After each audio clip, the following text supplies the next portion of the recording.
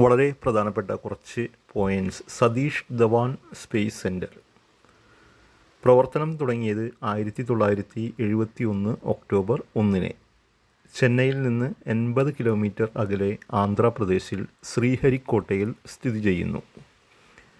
അതുവരെ റോക്കറ്റ് വിക്ഷേപണം നടത്തിയിരുന്നത് കേരളത്തിലെ തുമ്പയിൽ നിന്ന്. ശ്രീഹരിക്കോട്ട റേഞ്ച് എന്നായിരുന്നു വിക്ഷേപണ കേന്ദ്രത്തിൻ്റെ ആദ്യ പേര്. 2002 സതീഷ് ധവാൻ സ്പേസ് സെൻറ്റർ എന്ന് പേര് മാറ്റി.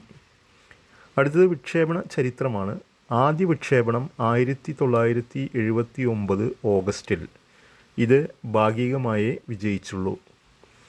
1980 ജൂലൈ 18 രോഹിണി ഉപഗ്രഹത്തെ ഇന്ത്യയുടെ സാറ്റലൈറ്റ് ലോഞ്ച് വെഹിക്കിൾ SLV ഭ്രമണപഥത്തിലെത്തിച്ചു.